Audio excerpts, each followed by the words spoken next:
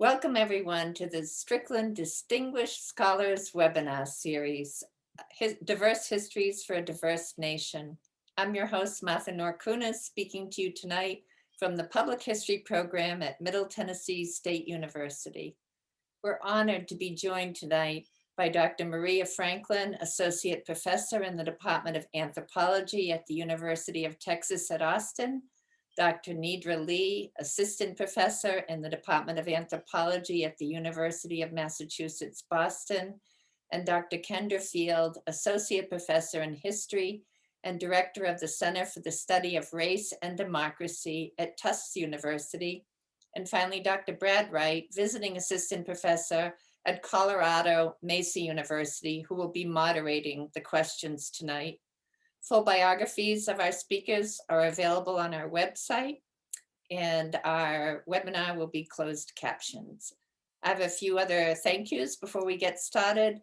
A special thank you to Victoria Richardson, Joey Odell, Brian Evans, Kara Hooper, Meredith Kerr, and to Matthew Hibden, our excellent tech consultant.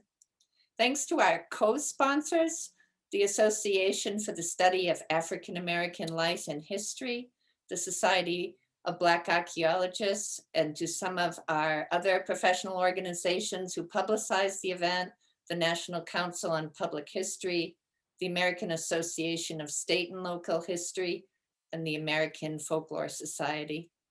Lastly, I'd like to take a moment to thank the Strickland family for their support for the webinar series. The Strickland Endowment honors the legacy of Roscoe Strickland Jr. and Lucy Strickland. Roscoe Strickland was a founding member of the university's history department, and Lucy Strickland was a faculty member at MTSU and the first president of the Murfreesboro League of Women Voters. Their endowment helps the history department in many ways, not least of which is bringing distinguished scholars to campus. I'd especially like to thank the Strickland Endowment for their support of our graduate students during the pandemic. We'll chat for about 40 minutes tonight. Please feel free to post questions in the Q&A section. Brad will be monitoring the questions and we'll spend the last 15 or 20 minutes responding to them. I'm going to start off tonight by asking each of our speakers if they could talk for a few minutes about how they chose their disciplines. Maria, would you start us off? Yeah, no problem. Well, it's going to sound a little bit cliche, but I was always interested in archaeology. I was always interested in old things, historic sites, and so forth. My father was in the military, so I was actually born and raised in Germany for part of my youth. And he, for family trips, he would take us to these old historic churches and castles in Austria. And so I was just always really fascinated with the people who lived there and these pasts and what happened at these sites.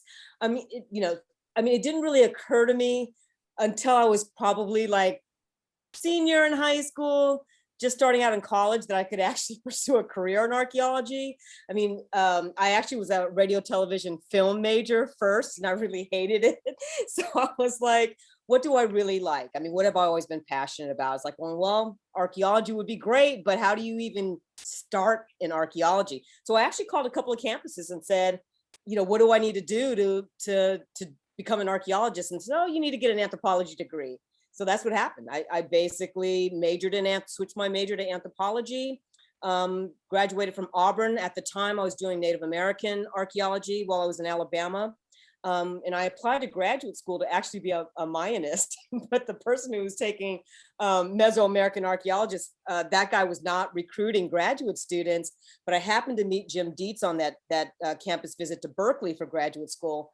And he's like, hey, I do historic stuff. Maybe you might be interested in doing that. So my first season out in Virginia, I got exposed to historical archaeology, to African-American archaeology. It had never occurred to me either that I could actually explore the Black past through archaeology. That was something that was new to me, and never looked back from there. So that's how I chose my discipline.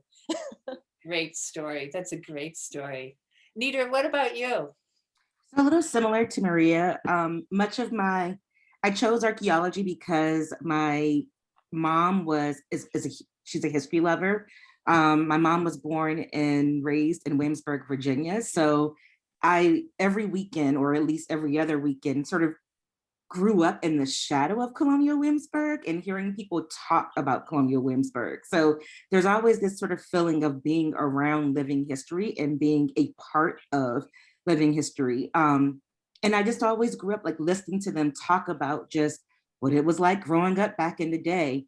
The one sort of funny thing though was that I also had no idea that you could actually be an archaeologist professionally. And I remember telling someone, well, I want to be a philanthropist.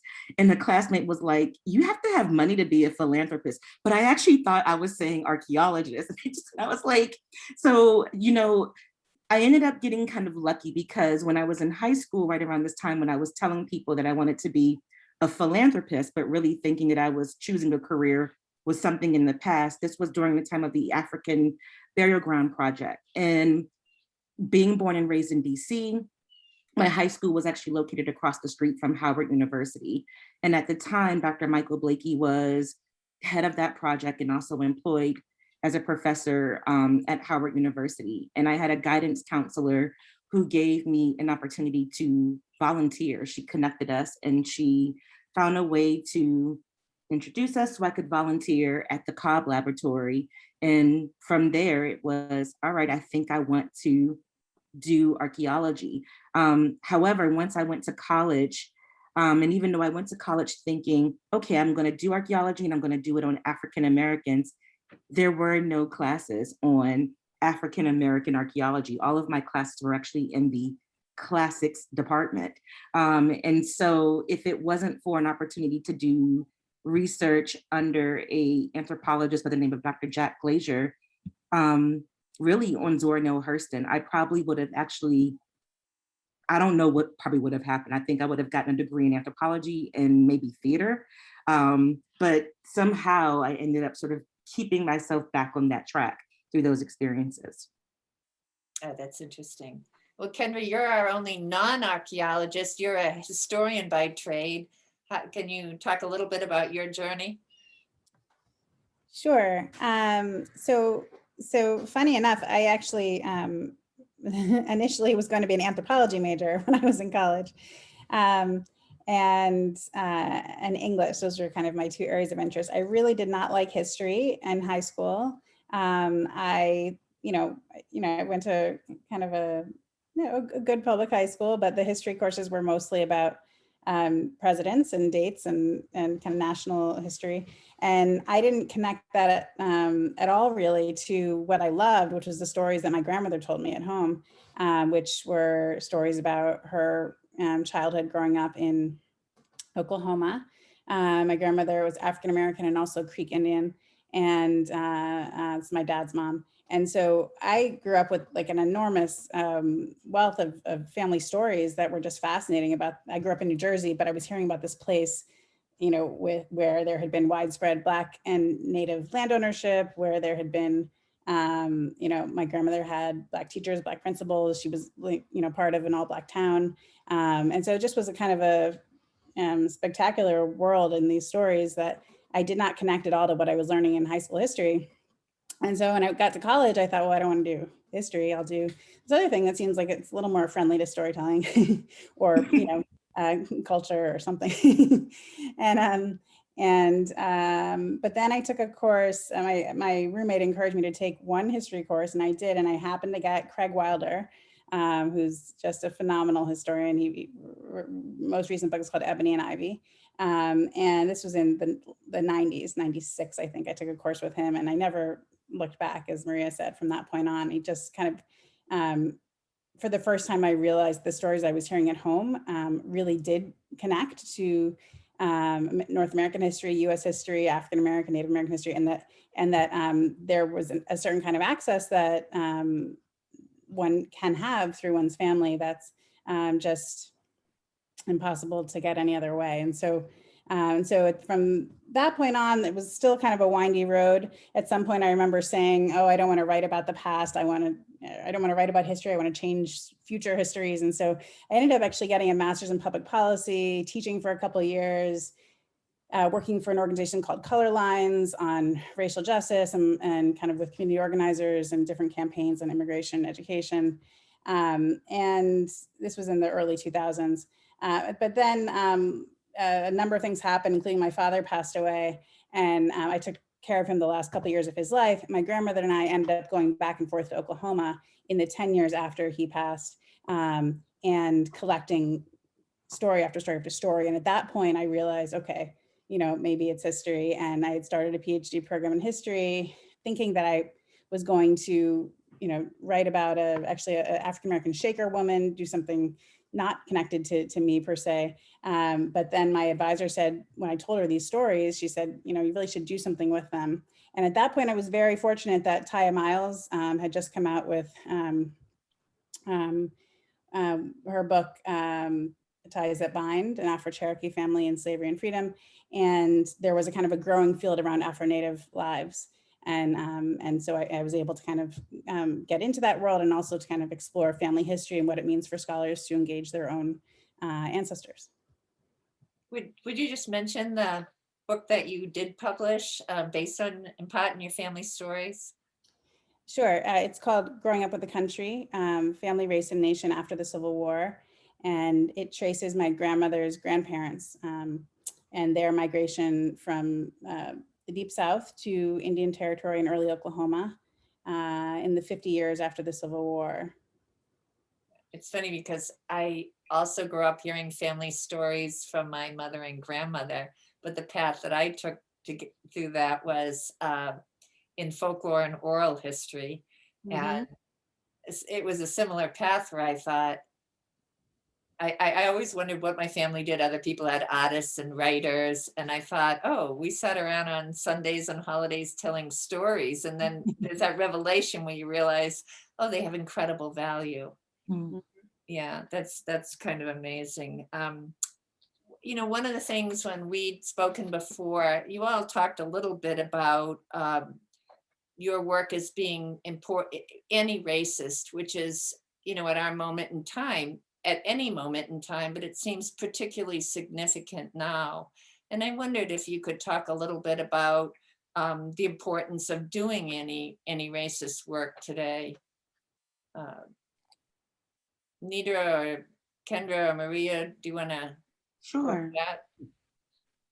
Mary, want me to start? Yeah, go ahead, Nedra. So I think for me, you know, I sort of imagine my work as being, it's tied towards visibility. You know, I really think about the work that I do as very much linked to projects of recuperation, and also projects of vindication, but definitely recuperation. And I always, I mean, just to sort of follow up that link of family histories, just thinking about the significance of not just trying to document these stories for ourselves or for our own families or for our own communities, but trying to make them very visible, trying to also make them part of a larger story, not just about our nation, but also about our global society. And I think when you sort of think about your work within a larger process of recuperation, it's not just sort of tied towards one particular moment of anti-racism, but it becomes part of a larger and sort of continuous actual like mission that you're constantly working towards fulfilling. And it doesn't just stop with just the story of people of African descent, but it becomes part and parcel of a larger project for other marginalized groups who equally have stories of not of just value, but also of survival, of persistence, of trauma, of overcome that are waiting to just actually be brought to the surface. So that's really how I think about my work in relationship to anti-racism is recuperating, you know, recovering, restoring, but also not just making visible, but through that work of visibility, adding value. Yeah. Yeah. I could add on to, I love Nedra's answer about thinking about historical erasure and bringing in these diverse perspectives of the past. When I think of anti-racism on my work, one of the things that I'm thinking about also are the racial politics of doing work that's engaged with Black descendants. And so for me, knowledge production, archaeological sites as our heritage resources, the issues about who has access and control to those resources, who has the authority to write these histories. It's about decentering my voice, my expertise to some extent, and it's about trying to partner and collaborate with Black descendants who are historically connected to the sites that I study. If we are writing Black past, it is Black people who basically we are writing about. It's not just my history. I mean, of course, as a Black woman, I see myself connected to these histories. But when I say Black descendants, I'm talking about people who are specifically connected locally to the sites that I am researching.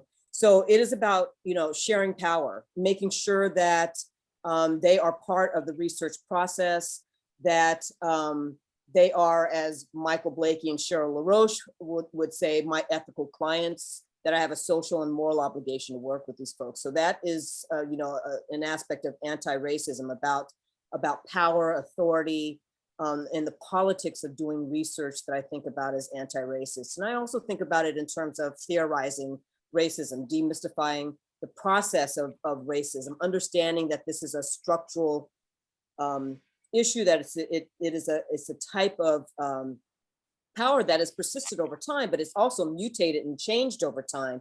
And so as someone who studies the past, looking at how that historical process has operated, right? Understanding that the roots of inequality today certainly, go back, right, for generations. And so making those linkages, I think, is also important for thinking about challenging racism today. So there's a theoretical labor around anti-racism as well.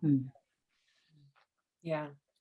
Yeah, and I really appreciate those answers. I guess I would say, coming out of history as a discipline, most historians who work in the field that I work in would probably talk about the kind of the content of the stories that we tell, and as Maria's last point illustrated, kind of the construction of racial categories, the development of racial ideology and racism over the last 4 centuries. That's certainly part and parcel of the work of African American history and U.S. history more broadly, that's focused on slavery and its long aftermath. But I like this, kind of interdisciplinary conversation because you all pointed to in your earlier answers the things that a lot of historians don't often talk about, which is kind of the container and the process.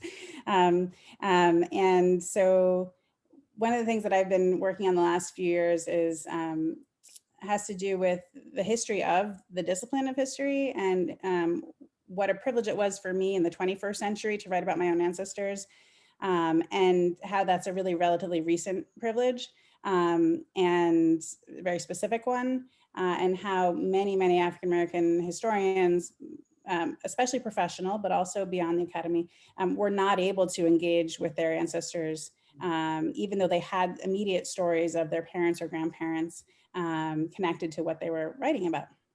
So for instance, Carter Woodson, who's often called the father of African-American history, both of his parents were former slaves. He had access to their stories, but that was never to kind of meet the academy per se. W.B. Du Bois, quite similarly, had a vast array of stories related to his own family history, but that became the stuff of literature and the Harlem Renaissance, and creative work, autobiography, but not his scholarship, capital S. So that's one of the things I've been thinking about a lot. And I guess the other thing I would say relates to teaching. So I teach a course called Family Histories in American Culture, in which I have students, some of whom, all of them are given the option to do their final projects in a way that connects to their own family or kin, right, as they define it. And I often end up with students who are working on things related to the history of slavery in the United States and North America.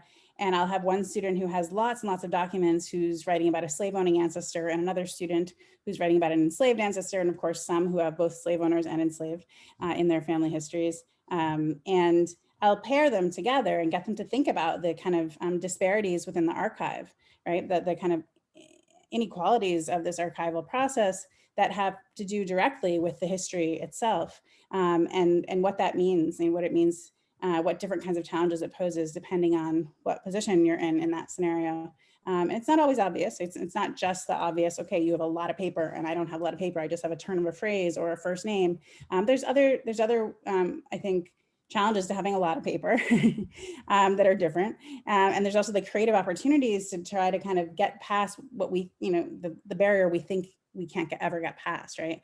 And so how do we push past that? And how do we go to the person next door in the census and figure out maybe they left something behind, maybe their great grandkids have something I can gain access to that will help shed light on my own ancestors' experience. And last but not least, kind of what does it mean to write about people who weren't necessarily allowed to write themselves, right? So how to kind of do biography and microhistory is sometimes the term we use, of people who were never, up until fairly recently considered viable subjects of a biography, right? But I think that's hugely important to say we're going to find and use all the creative methods that we can to write life histories, biographies, and microhistories of all of our ancestors.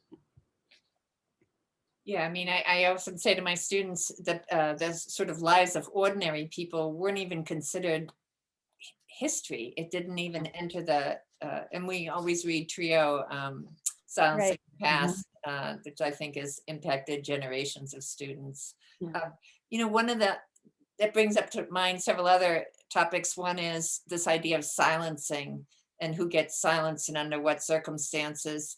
And also the other idea that intrigues me about a commonality among your work is this idea of the fragment, that there's literal fragments for archaeologists, but in terms of historians, there's often story fragments, and how to weave a silenced past from those fragments. I don't know if that resonates with one of you, if you want to go with that. Fragments certainly I use fragments in lots of different sentences when I'm writing about archaeology, because that's what you get literally. You get pieces of things, right? And I think that, that does relate to a kind of silencing, because it's in Texas, there's historically, it's like Texas archaeology was prehistory. It's like if you said you were a Texas archaeologist, even 10 years ago, people would assume that you were studying Native Americans during the prehistoric period.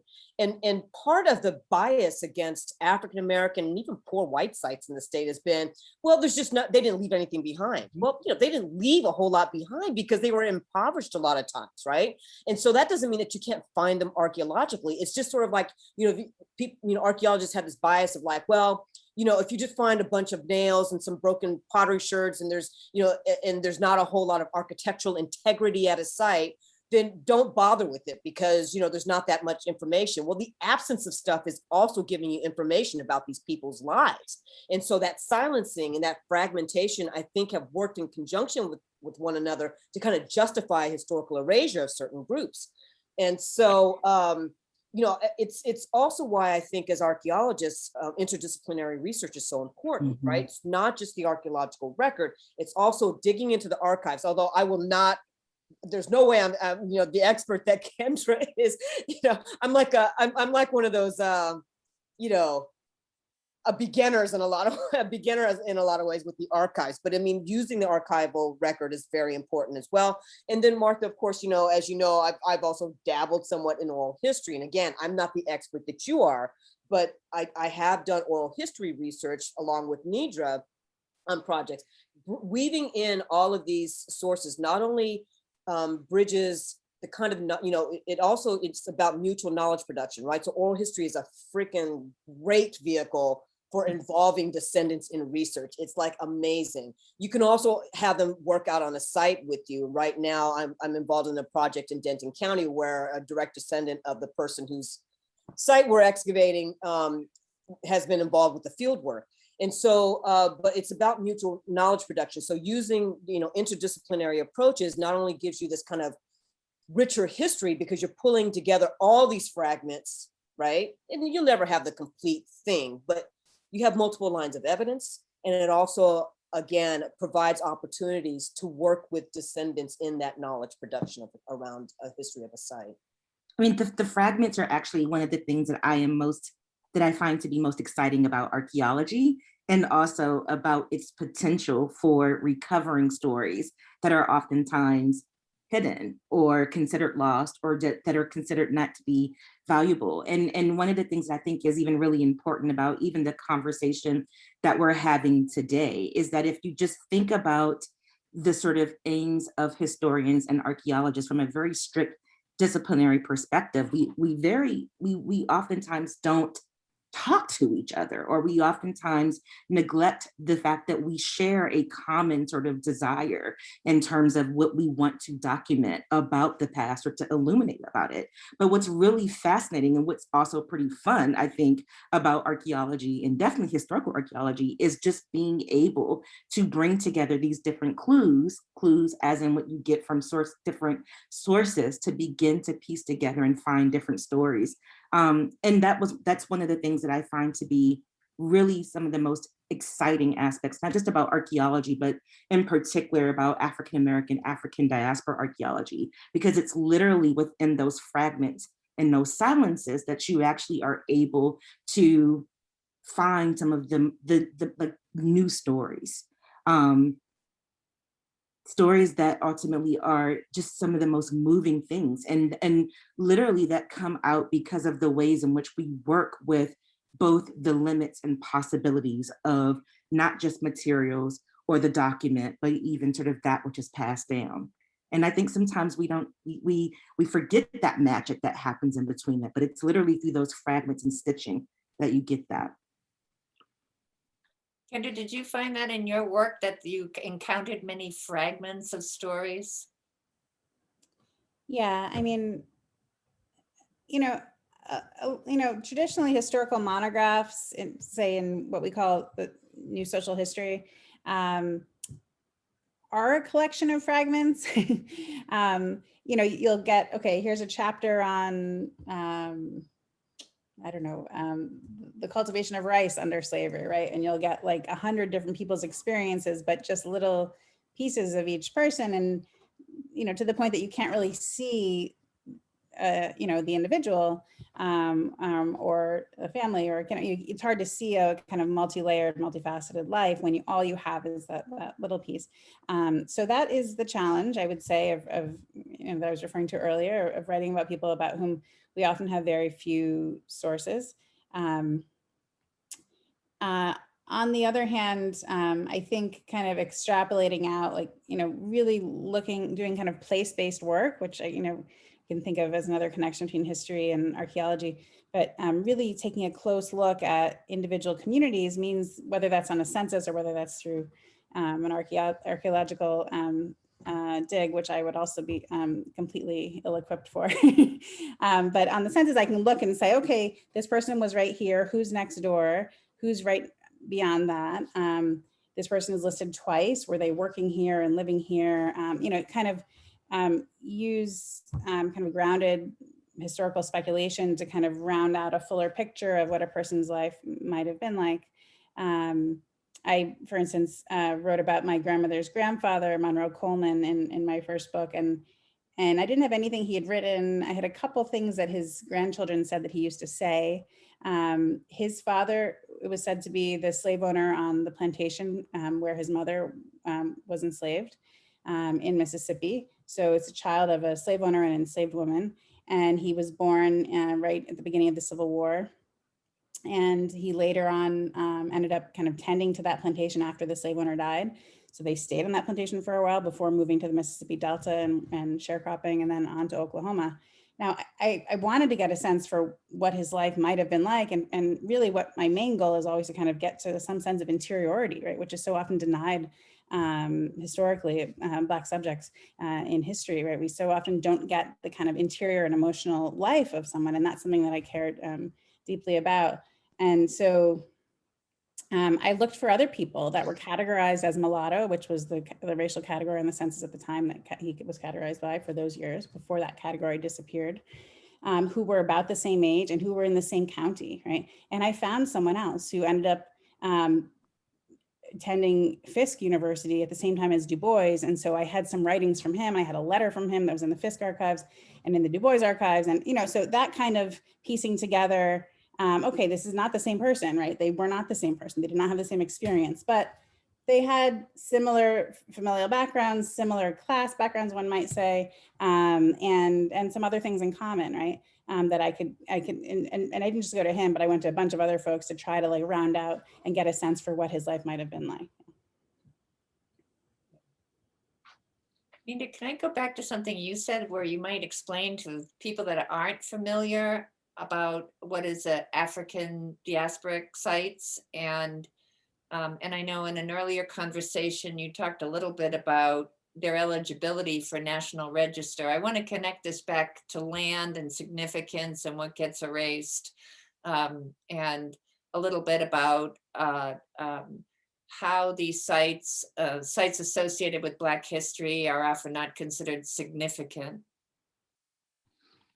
That's a lot. So, okay, so this may be a question that I think Maria and I should both actually answer together. So I'm going to take the first part, and then I'm going to actually ask her to help me take the second part in terms of talking about significance, because it's quite complicated. So the one thing I think when we're talking about the African diaspora is to, number one, first of all, think about a process, a historical process.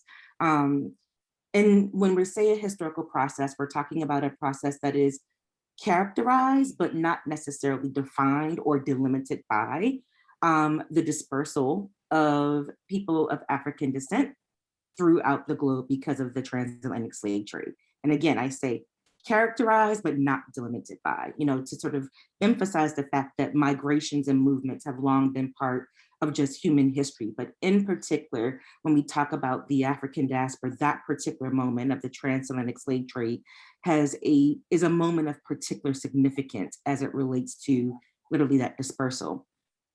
However, when we also sort of begin to think about the African diaspora, I like to sort of think about it not just sort of being tied towards that process, but also about a process that is linked towards community. So a process that is linked towards how people identify themselves. So that community is shaped by a shared history of not just slavery, but also perhaps a shared history of oppression that has been very much determined by race. And when we say race, we're talking specifically about a construct that has a very close relationship to the transatlantic slave trade. I mean, race literally comes and is very much connected towards that process. But also thinking about a broader history of race-based oppression that links people together in a community, and not just a community that is shaped by exploitation, but a community that is shaped by resistance, a community that is shaped by transformation, a community, and when I say transformation, the ability to adapt, but to also take what would have been nothing and to make something out of it, to survive and to begin new lives and to root themselves in new lives. And through their rooting themselves in new lives, rooting themselves in new places. And so the African diaspora doesn't just become a way to think about that process or to think about that community of people or that identity, but to also just think about all of the dynamics that are sort of like shaping people and bringing them together in one sort of like big formation. And so when we talk about sites, we are talking about literally just not just buildings, not just particular landscapes, not just landmarks or objects, but literally all of those entities within themselves that ultimately shed light on not just that process or on that community or on those individuals, but well, yes, that is exactly what it is. And so that's how I would ultimately think about African diaspora sites.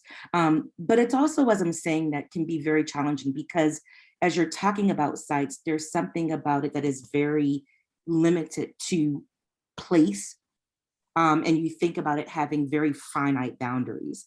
And one of the things that I think is really important when we're talking about a process is to sort of see is that there's something beyond just that can't just be captured in that sort of like one sort of limited geographic territory. But that's also sort of what, when we think about the work in which archaeologists, historians, and other preservationists, what we do is we attempt to ultimately think about shedding light on those processes and communities, not just through sites, but also through peoples, and trying to bring together different entities in the process of doing that. So that's the first part of that answer. Maria, what I'll be quick on the second part of that answer, because there's quite a lot that you could write about the National Register of Historic Places. So that's federal recognition that a site is got some kind of historical significance, right? So it's a big deal to have a site that's on the National Register. Now, here's the thing. Me and a few colleagues we're trying to figure out like how many African-American sites are actually on the National Register. And not even the national, I couldn't get answers from the National Park Service, which basically runs that program, on that, because not all the sites on the National Register have that kind of information about what groups it's connected to. So I have heard, and I was actually tempted to go back through my inbox, because I know a colleague emailed me not that long ago saying, do you know that there is only this many? And I think the number she gave me was out of the thousands of sites that are on the National Register, it's like less than 2% are associated with African Americans. So it's you know, and again, I don't want to say that that is the absolute accurate count. I think the National Park Service, who I've actually asked personally about this, was not really sure. And so this was coming from another source. So it's not that many when you think about the long historical depth of African-American presence here, the contributions to the social and cultural, political, economic fabric of America that people of African descent have contributed, and so forth. And, you know, African-Americans are probably, that 2%, that's probably more than a lot of other ethnic groups, racial groups have. You know what I'm saying? There's some other absences there. In terms of significance, so this is the thing, right? To be eligible for nomination to the National Register, I mean, there's like a handful of criteria, right? It's related to a historical figure of importance. It's related to a historical event that's important. It's got the potential to yield information that's important about some history, right? But there's another part of that as well, right? And that's about integrity. So if you've got like a building, for example, that's like maybe fits two of those criteria that I just mentioned, but the integrity of the building is like, well, you know, someone installed a bathroom in the 1950s, it doesn't have the original roof and all these things, then all of a sudden, because it has to have that integrity, right? And so how many Black, buildings, I mean, Black associated buildings can you think of? I mean, I was talking to a colleague today who basically was telling me about, they found the second oldest Black church in San Antonio recently. And it's an AME church, so African Methodist Episcopal, it's 19th century. And it's like, you know, all that's left there is the foundation. So I was like, oh my gosh, please tell me that this thing was like, they told, you know, that you guys were able to argue that this was eligible for the National Register. And she said, yes, because that's not, you know, that's actually unusual. And so, you know, again, there's that fragmentation thing that's working against this kind of idea that what counts as significant. When you've got fragments that can tell you a significant history, but it's like, well, that's not enough integrity. And so it might even be eligible, but it doesn't necessarily mean it'll get actually nominated to the National Register, right? Because then it has to go through the nomination process itself, right? So it can still get struck down. Yeah, I think that's one of the Go ahead, Nedra.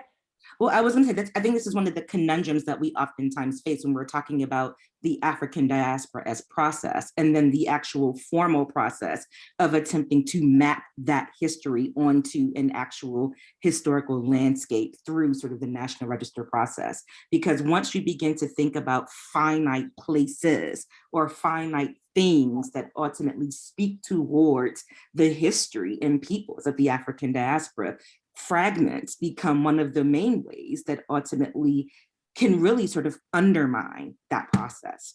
And it's one of the beautiful things. I mean, I think, again, if we think about the potential as you relate to sort of about history and archaeology speaking together, that's one of the ways in which we can start. There's an opportunity to begin to think about how we can move beyond that. But that is still very much the sort of day-to-day conundrum that we both face in this process to make the history of the African diaspora very, very, very, very tangible and like sort of like visible in the landscape.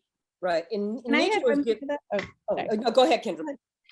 Oh, I was just, this is a really fascinating exchange to listen to. And, you know, I was thinking about when I was doing the research on my own family network in Oklahoma, a lot of it happened in the context of family reunions, and we would start going, well, actually, we took my grandmother back to the family grave site that she hadn't been to since she was 5 years old. So 1928, she had been there last, and then we went in 80 years was after that. In the early 2000s, we went 2007, I think. And it was on someone else's land. There's oil wells going up and down, but you know, Oklahoma, a lot of people left.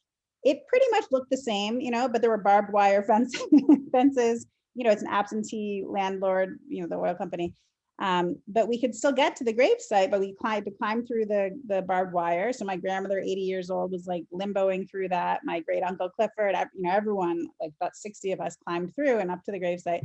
And not being at all in the world of archaeology or even really public history at that point, I didn't realize that's what I was kind of doing. You know, I was like, oh, I guess this is what we do. We've got to trespass on other people's land to get to these grave sites. And we did that over and over again, you know, to get to different parts of the story.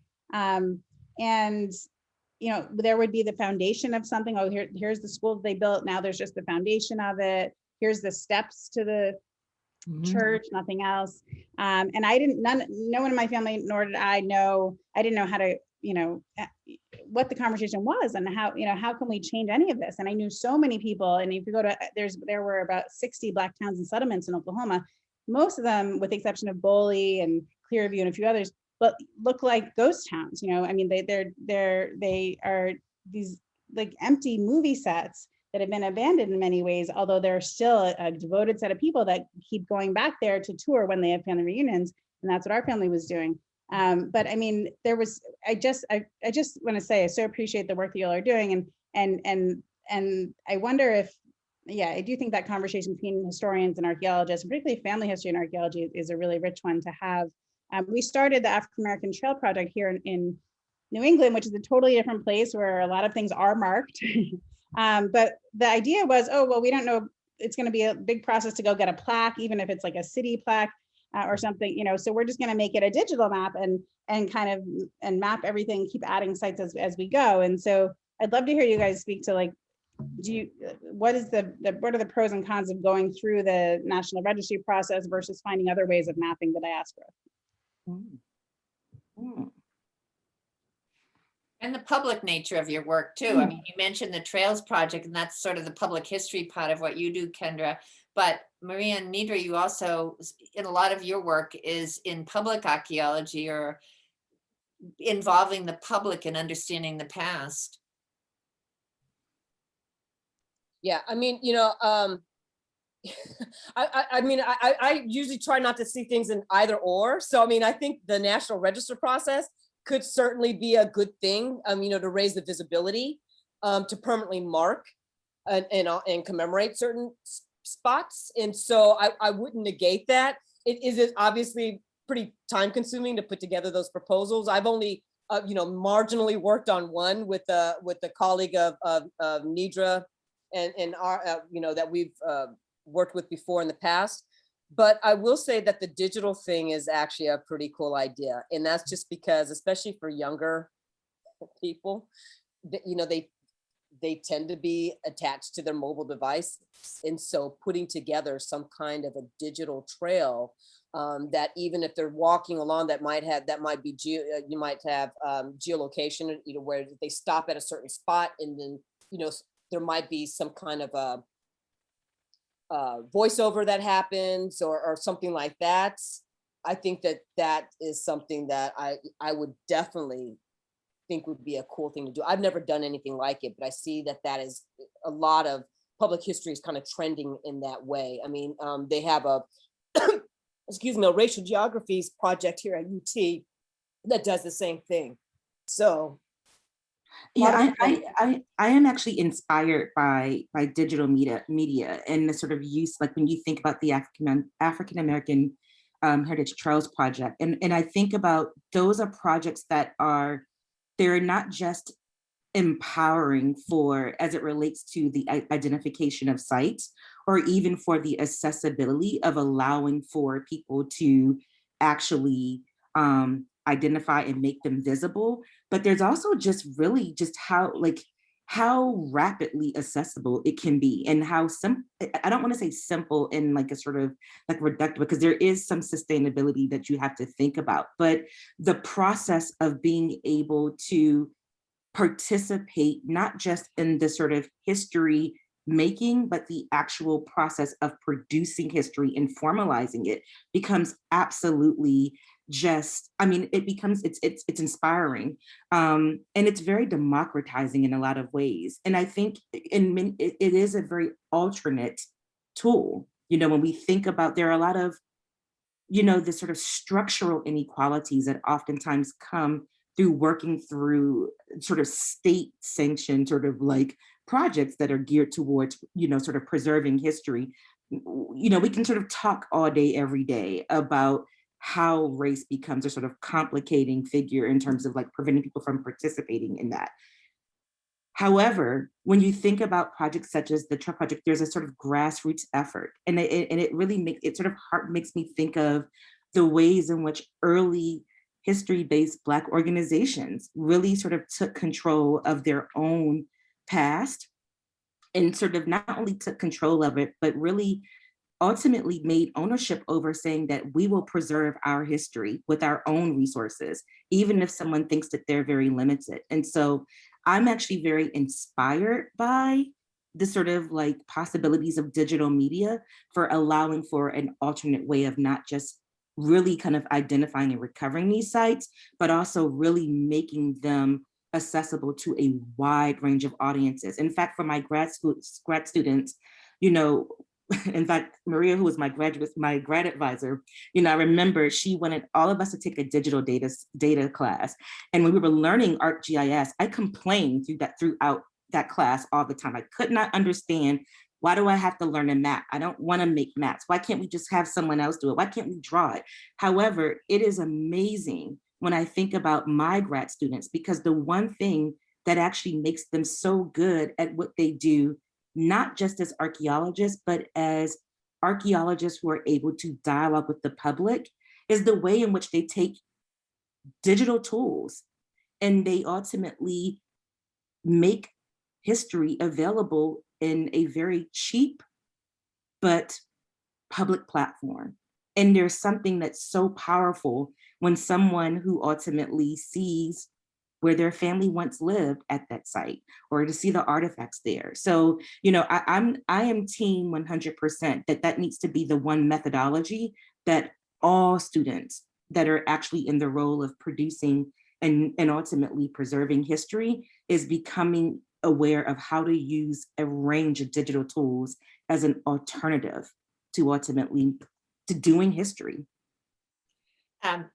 That is so true. I want to mention two things because I want to keep an eye on our time, but the things that I wish we would have more time to talk about, which all of you have thought and written eloquently about, which is the changing nature of racialized categories over time and how that's impacted your work, and also about definitions of and concepts of freedom, perceived freedom. Freedom is attached to the land and separated from the land. But I can't turn to the questions yet until I ask one important thing, which is about gender. I mean, both the role of gender in your work and you as women working in your fields. Did you want to share any thoughts about the importance of gender or being a woman in your field? Yeah, you know, I situate myself, I position myself as a Black feminist, and you know, for me, I can't disentangle my experiences as a Black woman from the kind of research that I do and the way that I approach my work and the concerns that I have about what I want to write about and why. And so, but my work is certainly politicized in a certain kind of way based on my experiences and my political sensibilities and purposes. In terms of thinking about engendering my research, everybody has got some, all the people that I'm working on in terms of the past, the US past and the colonial past, we're gendered beings. I'm not saying that gender was always operational, but certainly in the historical eras and in the regions that I work, gender is certainly a part of identity formation. And one of the things about African diaspora history in particular is that Black women's experiences, historically, I mean, I wouldn't say that it's so much the past 20 years, there's been a lot of work on Black women's histories. But when I first was in graduate school, that wasn't the case. And so, and I still think that archaeology has got a lot of work to do. African diaspora archaeology still has a lot of work to do in thinking about Black women's experiences, because when you don't gender the past, it gets normalized as male.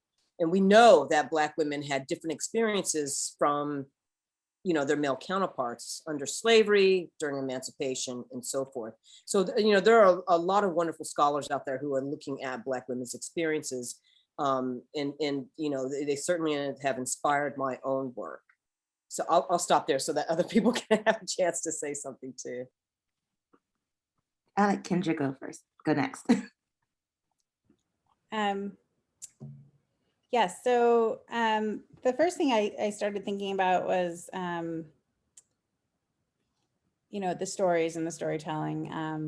And part of it is that in my first connection to the history that I do was my grandmother, but also it was her sisters and her aunts who tended to be the storytellers in our family, and although not exclusively. My uncles too could tell good stories, but they asked different questions sometimes. And initially what I found was that the stories I heard from my grandmother and her sisters were ones about men in the family. So they had these stories about these kind of heroic stories about my grandmother's grandfather, who I mentioned, Monroe Coleman, and her other grandfather, Thomas Jefferson Brown, and how they kind of came to Indian territory, sometimes in the middle of the night, escaping lynchings, these kind of freedom fighter stories that were gendered in kind of ways you might expect. But what I didn't hear about, and what I had to kind of dig for, and only learn to dig for over many years, was the stories about the women of that older generation. So Monroe Coleman's wife, Margaret, and Belle, his second wife, or it was actually Belle and then Margaret, and then Thomas Jefferson Brown, who was married 3 times. And then also 2 stories of sexual violence and rape, which was clearly the kind of silent counterpart, quieter counterpart to lynching in terms of the reasons people were on the move in the middle of the night, but was not talked about nearly as much. So part of it is kind of the ways that gender shapes how stories are told, and then how we listen. And then like on the latter part of the question, I would say that, I mean, I was very fortunate to come through my graduate training with 5 women of color in our little cohort out of NYU, who supported each other from beginning to end. From my perspective, it was a really, really rich moment. And having cohorts like that, I think, are incredibly important, whether you're on the graduate admissions side or whether you're a student. And that made a huge difference. And all of us were working actually on the African diaspora, either Africa, the diaspora, or African-American history. And that was just really wonderful, wonderful part of my graduate career. Yeah, I was going to say, when you all were speaking, the 2 words that came up for me were particularity and flexibility. And one of the things that I just keep thinking about is just the way how gender shapes the tools that we use as scholars in our efforts to understand and document the lives of women of African descent. And to some extent, I think the best way for me to sort of like answer your question is almost sort of like as a critique of my own work. I have always thought of myself as a Black feminist, and thought of myself as someone who just inherently from my own positionality as a Black woman that much of my work was linked to a desire to also sort of like understand and talk about their lives. Once I actually got up to the other side, and when I say the other side, where I was no longer in the sort of role of graduate student, and I began to actually start advising students, I actually was very surprised about just how difficult it was to do a gendered analysis, like what is to actually engender the past. And I always sort of tell my students, like if you want if you're going to use Black feminist thought, it is one of the most difficult, if not the most difficult theoretical tool to actually use, because you have to work constantly in this sort of place of the sort of like the overlap, multiple lines of just sort of not just of oppression, but also multiple ways of thinking about, sort of vectors of being. And all of those things require a different set of not just methodological tools, but even theoretical tools. And so there's a sort of need to think about the particularities of different, even within the lives of people who are marked as different. And then there's also the need to be flexible with what you are using to do that. And that's something that I still think that I'm doing. I mean, it's like the only way that I can sort of constantly sort of like reflect on the way that gender has shaped my work is literally through that, is that need to always be in a position of when do you need to adapt to do something and sort of think about something that's different. Thank you. Beautifully said. We're gonna just go a little bit past 8 till take about till 8:15, and we'll just so we have time to welcome a few questions from the audience. So I'm gonna welcome Brad Wright back in to bring up some questions that have been posed by the audience. Thanks, Brad. Yes, thanks everybody for the good questions, and I'll make sure if we don't have time to address each one, I'll make sure to pass along your comments and questions to the panelists. I think a good one to start with is from Triana, and I'll just read these. She asked, how do we make stories about our everyday ancestors matter to current scholarship? How do we make stories about our everyday ancestors, as she puts it, matter to current scholarship? I'll be happy to answer that question. It's like the everyday ordinary folks is all I've ever looked at. I mean, literally, it's like, it's the people who, I mean, it's what, Texas, the Texas Historical Commission, I think, has got this like undertold stories program right now that they've started recently. And that's what it is, right? It's like thinking about these ordinary folks. So it's the equivalent of the new social history in history that Kendra talked about earlier, right? It's like, these are folks who many of them did not leave behind written records. They're virtually absent in the archives. And so how do you get at them? That's why a lot of archaeologists do archaeology, on historic sites, is because, as we like to say, everybody left behind trash, right? And so, for instance, I'm doing this work in Antioch Colony. Nedra's worked at this site as well. This was a site that was settled in the 1868, around there, a few years after emancipation in Texas. It's not far from Austin, so it's right in our own backyard. And, a lot of people who are probably at UT don't think that working in your own backyard is very sexy work because it's not exotic enough. But hey, that's where the great stories, these kind of like everyday ancestors that she's talking about, that they're often right down the road. And these were people who were captured in the census records, but we don't know a whole lot about their everyday experiences. And so you go out there, you dig up their household remains. We also did excavations at their church and their school, and also did an oral history program with the descendants of those folks who settled Antioch Colony. So this was a freedmen's colony, all Black enclave. And so for historical archaeologists, these everyday ancestors, these ordinary people, that's really the bulk of what we study, of who we study in the past. Nedra, Kendra, did you want to Let answer? Kendra answer first. I would just say, maybe I'll kind of narrow. I don't know if the person is asking specifically about one's own ancestors, but I can speak to that as being possible too. At least in history, it's increasingly possible. So in the discipline of history, where kind of notion of objectivity kind of reigned supreme in the founding of the discipline in the late 19th century through the 20th century into the 21st. It's really been the last only 10 or 15 years that that we've seen historians openly writing about their direct ancestors and kind of naming it as such. So Adele Logan Alexander was the first historian, African-American woman historian who did this kind of work in the 90s onward. But you don't see the kind of naming, kind of overt naming of kind of a field of family history in terms of writing about one's own ancestors until actually in the last 10 years or so. And so that's been really exciting to see that kind of shift and to kind of think about obviously the fact that we all have relationships to our subject matter, but to be upfront about that in the discipline of history where it's it's been a little late to the game relative to anthropology on that front. So I think I'm going to answer that question start off with a quote.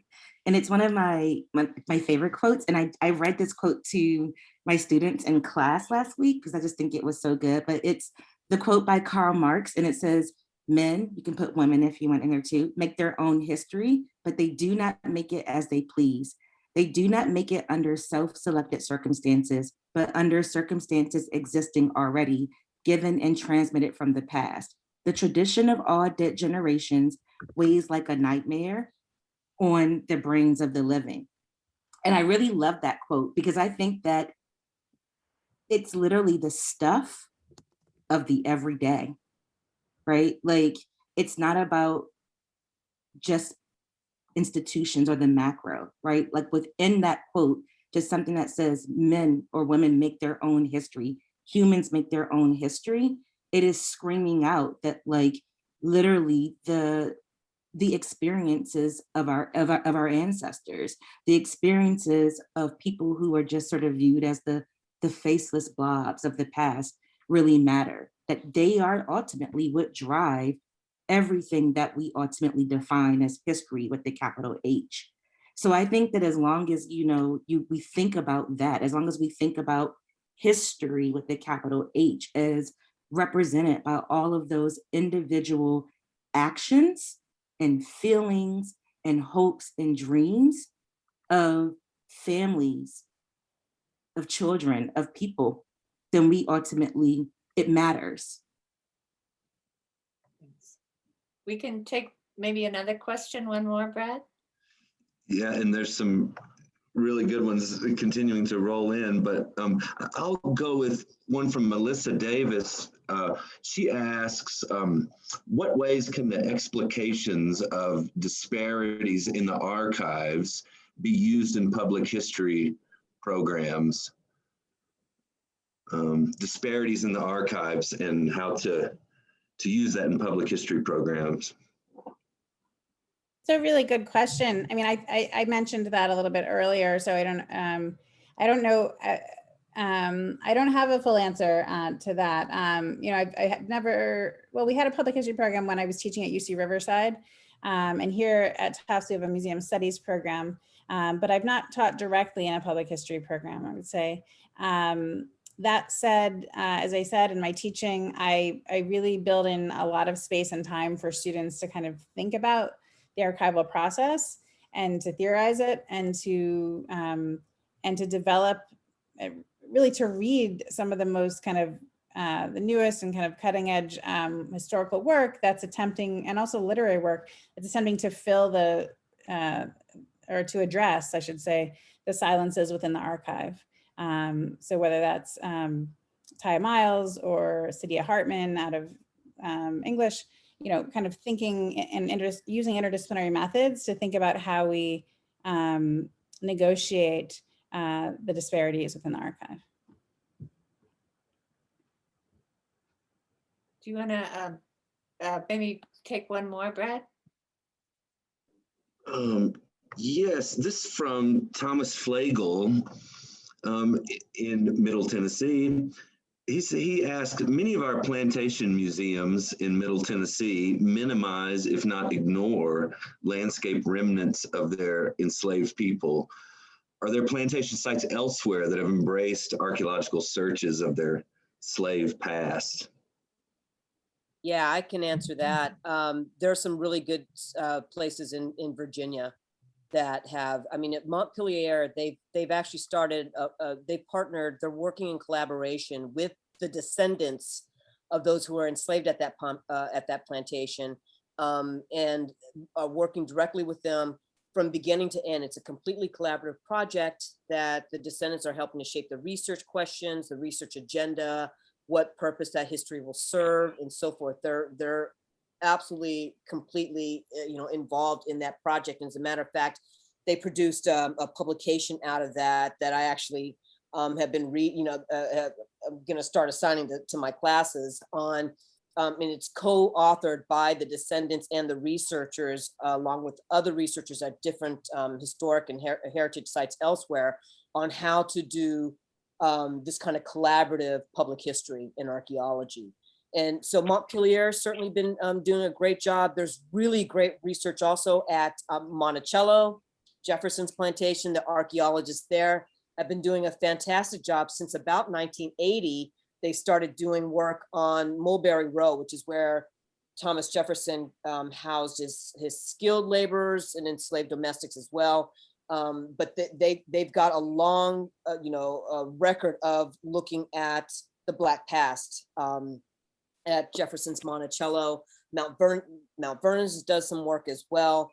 So these are actually plantations, though, as you will note, that have robust archaeology programs. I could also tell you about, and they will go unnamed, about Virginia plantations and plantations elsewhere that I've been to, where it's like, it's still business as usual.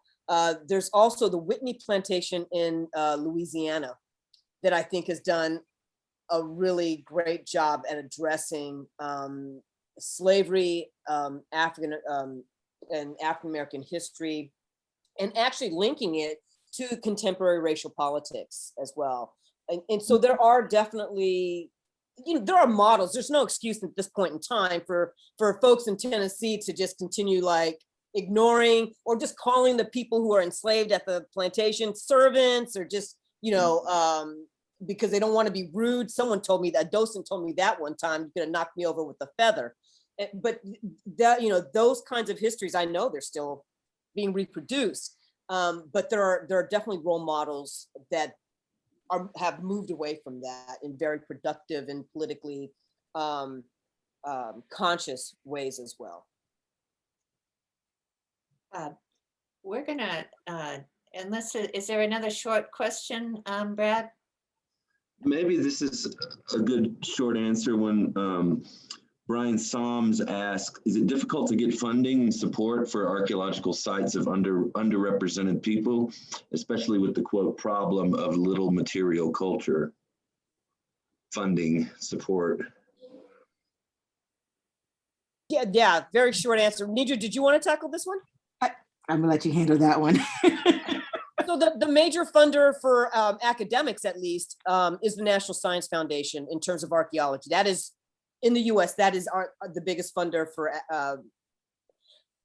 they historically don't really fund historical archaeology, not just stuff on African Americans, but they tend to be very science, or they tend to look for archaeology projects and fund archaeology projects that are very science oriented. And so a lot of people who are doing historic sites archaeology aren't doing the kind of work that the NSF has traditionally funded. And so, I work at my field site on a shoestring budget.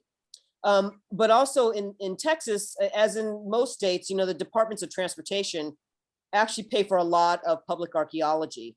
In the sense, public meaning, they're public road construction projects that are getting federal monies, and so they have to go through the Section 106 process, compliance, with antiquity codes and all the rest of that stuff. And so they will fund archaeology. And so I've worked as a consultant on those kinds of projects that are on African-American sites. And so these are sites that were determined as eligible for the National Register, which is the whole reason why they're being excavated in the first place. And so in that sense, yeah, the project is being funded, but it's not sort of like an external grant, right? It's a contract, it's contract-driven work. And so it's a different kind of funding. I've worked on 2 TechStop projects. I'm working on one currently, again, in Denton County up in North Texas, and that's an African-American site as well. But yeah, the funding is definitely a problem because archaeology is labor intensive and it's not cheap. The one thing that I am working towards as we think about funding and the funding for African-American projects is to not just sort of speak to the sort of notion of the moral mission that in terms of funding, but also thinking about the empirical nature of the study of Black life, like making it very clear that the work that we do is political, but also scientifically rigorous, and that the study of people of African descent, like when Maria talked about the sort of need to demystify race, to talk about the way that race has changed over time, that these are empirical questions, and that they are, when you think about the sort of broader trajectory of the history of humanity, is just as much of a intellectual effort as understanding agriculture, inequality, how we evolved. But I think that, even in terms of thinking, like having to, how we sort of cast and think about the sort of story of African-American history within even those terms shapes funding, but also has the potential with greater time to get more funding. I just add one quick thing on just one other site. I really loved listening to these answers. I was thinking about the Royal House and Slave Quarters, which I know, Nedra, you're familiar with, up here in Boston, and it's in Medford, Massachusetts. It's the only extant freestanding slave quarters in the North, and they changed their name from Royal House to Royal House and Slave Quarters some years ago. Late, but better late than than never, because the slave quarters had been there all along, but they were kind of the welcome center, and no one mentioned what had happened there before. And so that took a lot of funding, to this last question, to kind of reinterpret that part. And they did an archaeological dig around the slave quarters, and they found amazing game pieces and shards of different objects that were used that were out of the view of the slave owners, right? They didn't find anything on the side that was exposed to the main house. They found everything on the side that was kind of protected. And so to me, as a non-archaeologist, it was really fascinating to learn more there. And I'd also say that, so we're doing some work with them now through the Trail Project. And, one of the things we tried to do with the African American Trail Project is not to kind of unwittingly participate in the erasure of Native sites by kind of mapping African American historical sites onto this space. And so we work, my own, research does engage Afro-Native connections, but really in the Southwest. My expertise is not so much in New England until this point. And so we hired a graduate research assistant from Harvard who was Afro-Wampanoag, and we looked specifically for Afro-Native sites, which are plentiful throughout Massachusetts, to kind of highlight on this mapping project. And I think that also has to do with how we frame projects, and it probably speaks in all sorts of interesting ways to the history of anthropology and history of archaeology in terms of what was considered a legitimate,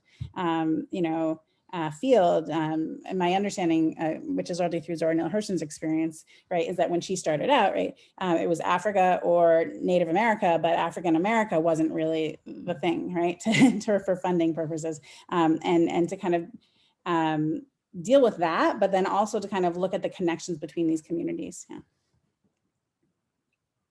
Well, thank you. Thank you so much to all of you for a really, really interesting series of discussions. I want to thank our scholars tonight, Dr. Maria Franklin, Dr. Nedra Lee, Dr. Kendra Field, to our question moderator, Dr. Brad Wright.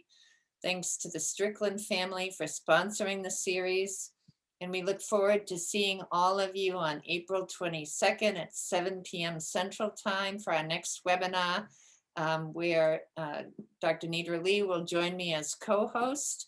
Dr. Brad Wright will again moderate the questions, and our distinguished speakers will be Dr. Dwight Pitt-Casely, Mr. Ralph Diamant, Mr. Bill Gwaltney, to talk about interpreting diverse histories in the National Park Service. So thanks to all of you in our audience for joining us tonight. This is Martha Norkunas speaking to you from the Public History Program at Middle Tennessee State University for Diverse Histories for a Diverse Nation. Good night, or good afternoon, or good morning from whatever part of the world you're joining us from tonight. Thank you. Thank you.